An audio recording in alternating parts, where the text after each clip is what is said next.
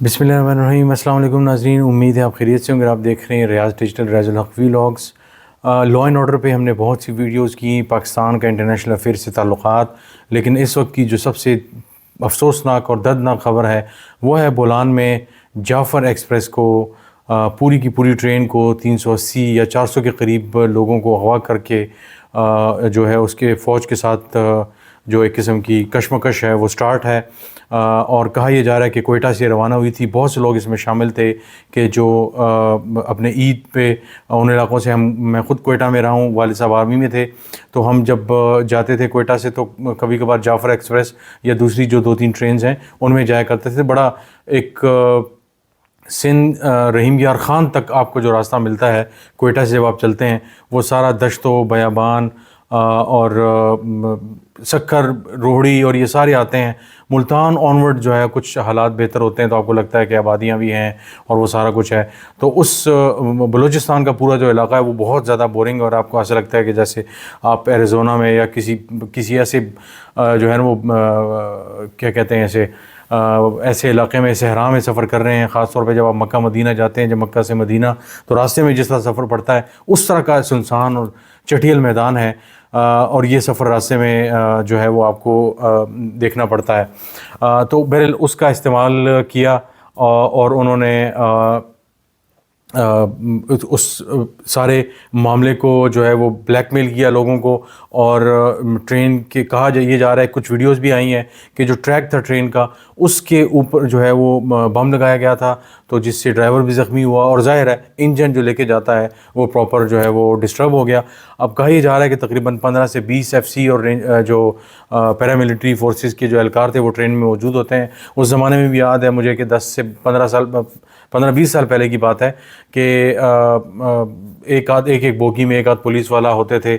और जब settled area start हो जाता था ख़ास तौर से यानी मुल्तान से और रहीम यार ख़ान और ऑनवर्ड्स, तो वहाँ से फिर पुलिस एहलकारों की तादाद कम हो जाती थी।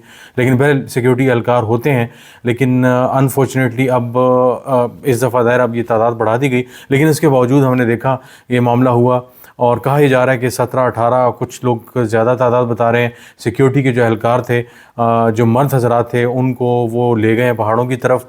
और कुछ आज वीडियोज़ आ रही हैं कि तमाम फैमिलीज़ के साथ लोग जा रहे हैं। बहरहाल कन्फ्लिक्टिंग किस्म की रिपोर्ट्स आ रही हैं और मिलिट्री जो है वो देख रही है मामले को। अब ज़ाहिर है जहाँ पे बच्चे भी इन्वॉल्व हों, 3 बच्चों की शहादत की भी बात आ रही है। तो बहरहाल कहने का मकसद ये है सारे मामले का कि अफसोस के साथ कहना पड़ता है कि ये सारा मामला कहाँ से उठता है, सिर्फ़ और सिर्फ इस तरह कि हम अपना काम अगर शुरू कर दें जो हमारा काम है, चाहे वो सूबे हैं, चाहे वो वज़ीर आला है, चाहे वो गवर्नर्स हैं, चाहे वो फ़ौज है, चाहे वो इस्टेब्लिशमेंट है, एजेंसीज़ हैं, अपना काम अगर शुरू कर दें नेशनल एक्शन प्लान पे हर जो एंटिटी है वो अपना काम शुरू कर दे तो मसला जो है वो बहुत आसानी से हल हो सकता है। लेकिन उसके लिए बहुत सी चीज़ों को कुर्बान करना होगा, पॉलिटिकल ईगो को साइड पे करना होगा, पॉलिटिकल ग्रजेस को साइड पे करना होगा। आपने किसी से बदला लेना, रिवेंज का जो आप में जो वो फूल रहा है गुस्सा आप में, उसको आपने थोड़ा सा कंट्रोल करना होगा। तो ये वो सारी चीज़ें हैं कि जिसको लेकर रियासत जो है उसको सोचना होगा कि क्या हमने मुल्क संभालना है या हमने एक शख्स के लिए जो है ये सारा कुछ सिस्टम हमने हाईजैक किया हुआ है, जिसकी वजह से नुकसान भी हो रहा है और मुल्क का नुकसान हो रहा है। बर्किना फासो के बाद पाकिस्तान लॉ एंड ऑर्डर में दुनिया में दूसरे नंबर पर आ रहा है। इतनी ज़्यादा जो है वो लॉ एंड ऑर्डर के मामलात हो रहे हैं, शहादतें, हलाकतें, और मतलब आपके सामने ही है सारा कुछ। लॉ एंड ऑर्डर 3 सूबों में बदतरीन सतह पे आ चुका है और पंजाब में भी अनकरीब जो इत्तलात आ रही हैं वो कुछ अच्छी इत्तलात नहीं आ रही। तो आप समझें कि चारों सूबों में ये सूरत हाल होने वाली है। लेकिन खैबर पख्तूनख्वा बलूचिस्तान में तो ये बहुत ज़्यादा है और बलूचिस्तान चूँकि इदारों के पास है तो वहाँ से कोई ख़बर हमारे पास आती नहीं है। ये चूँकि बड़ी ख़बर थी तो ये हमारे पास आ गई। यूजुअली उस वहाँ की ख़बरों को ज़ाहिर छुपाया जाता है, कवर किया जाता है। खैबर पख्तूनख्वा से ख़बरें आ जाती हैं, उसकी कई वजूहात हैं। एक तो सेटल्ड एरिया है, लिटरेसी रेट, लोगों की टेक्नोलॉजी को एक्सेस, और वही सारी चीज़ें ऐसी हैं तो बात बाहर आ जाती है। और दूसरा ये कि सबसे बड़ी बात PTI की हुकूमत है, तो मुखालिफिन भी उस बात को उछालते हैं, लेकर आते हैं।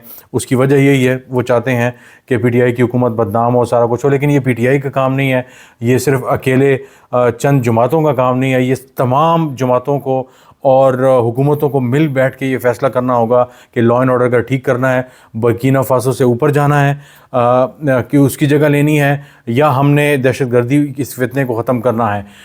انڈیا مجھے کچھ انڈین جرنلسٹ نے بھی رابطہ کیا، میں ان سے بات نہیں کر سکا کیونکہ ڈیولپمنٹس ایسی تھی کہ ابھی بہت ایوالونگ تھی سچویشن، ابھی تک بھی کلیئر نہیں ہے، تو میں نے کہا میں ایسی کیا جو ہے وہ اس پہ بات کروں۔ تو افسوس کے ساتھ کہنا پڑتا ہے کہ انڈیا جو ہے ان چیزوں کو بہت زیادہ سیلیبریٹ بھی کرتا ہے۔ چیمپئنز ٹرافی میں ہم نے دیکھا کہ ICC کی جب فائنل میں جب ٹرافی اور یہ سیریمنی تھی تو پاکستان کا کوئی بھی وہاں پہ موجود نہیں تھا، کوئی بھی، اور کہا جاتا ہے کہ اسٹیڈیم میں پاکستانی سینئر جو ہے وہ ڈائریکٹر ٹورنامنٹ اور وہ لوگ موجود تھے۔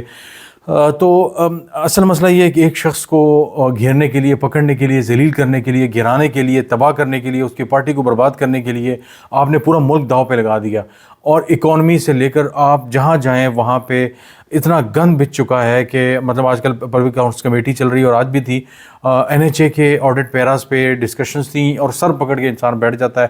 ایسے آڈٹ پیراز ہیں کہ سمجھ نہیں آتی کہ یہ ہو کیا رہا ہے اور یہ مطلب سلسلہ جا کہاں رہا ہے۔ تو انفارچونیٹلی شاید کسی کو یہ ریئلائزیشن ہے ہی نہیں کہ معاملہ ہے کیا۔ اس کی وجہ یہ ہے کہ آپ یہ سمجھتے ہیں کہ جناب ٹھیک ہو جائے گا۔ محسن نقوی کی سٹیٹمنٹ اب چل بھی رہی ہے اور ظاہر پرانی سٹیٹمنٹ ہے، بگٹی صاحب جو سرفراز بگٹی ہیں وزیر اعلیٰ، سب کو پتہ ہے وہ کہاں سے آئے ہیں، ان کو ساتھ کھڑا کر کے کہہ رہے ہیں میں کوئی آپریشن کی ضرورت نہیں ہے، میں آپ کو بتا رہا ہوں یہ ایک SHO کی مار ہے بلوچستان کا مسئلہ، اور معاملات ٹھیک ہو سکتے ہیں۔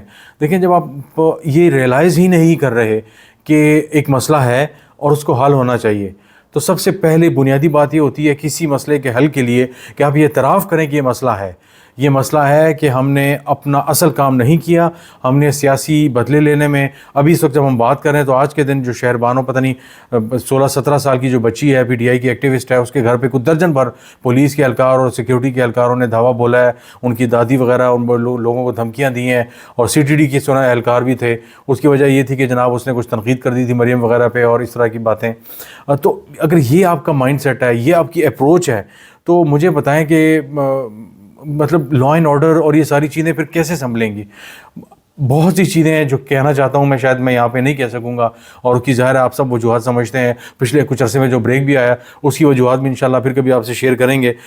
تو بہرحال یہ وہ سارے معاملات ہیں جس پہ we have to fix our home, we have to put the house in order, otherwise کوئی باہر سے آ کے ہمارے لیے نہیں کرنے والا۔ باہر سے جو کرے گا آ کے، وہ ٹرمپ نے دیکھا اس نے ڈو مور کہا، ان کو تو ان کو پتہ، جب وہ دیکھتے ہیں کہ ہم پرابلم میں ہیں، ہم گھرے ہوئے ہیں اور ملک کے اس میں بالکل تنگ دست ہوئے ہیں مالی طور پہ بھی، ان سے اس طرح کا کام لو اور ان کو اور جو ہے بلیک میل کرو، اور آہستہ آہستہ آتے تھے پاکستان سے اگر اٹامک پاور اور یہ چیزیں لے لی جائیں تو پھر آپ اندازہ لگائیں پھر کیا کیا آپ سے لیا جا سکتا ہے، اللہ نہ کرے وہ دن آئے۔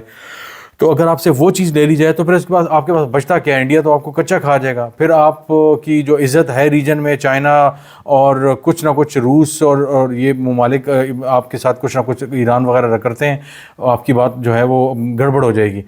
تو لہٰذا آپ آلریڈی آپ نے حال ہی میں ایک ڈنر پہ جو پرائم منسٹر ہیں انہوں نے کہا کہ جناب ہم نے بہت سی ریڈ لائنز کراس کر کے IMF کے جو سخت فیصلے تھے ان پر عمل درآمد کیا ہے، اور یہ اور وہ سارا اب ان ریڈ لائنز کراس کی ہیں، یعنی وہ بہت سی معلومات، وہ ڈیٹا جو آپ کو نہیں دینا چاہیے تھا وہ آپ نے دیا۔ اس کی وجہ یہ تھی کہ آپ کے ساتھ آپشن نہیں ہے۔ جب آپ مالی طور پہ اتنے تنگ دست ہو جاتے ہیں، جب آپ گھر کا سامان بیچنے لگتے ہیں تو پھر آپ کو عزت کی اور اخلاقیات کی ان چیزوں کی کوئی پرواہ نہیں ہوتی۔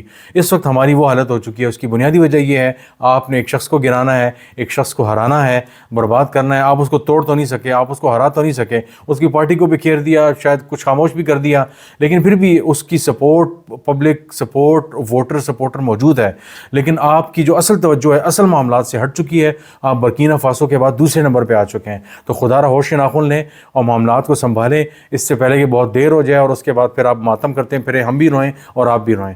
آج کے لیے اتنا ہی، انشاءاللہ آپ سے دوبارہ ملاقات ہوگی۔ بہت شکریہ۔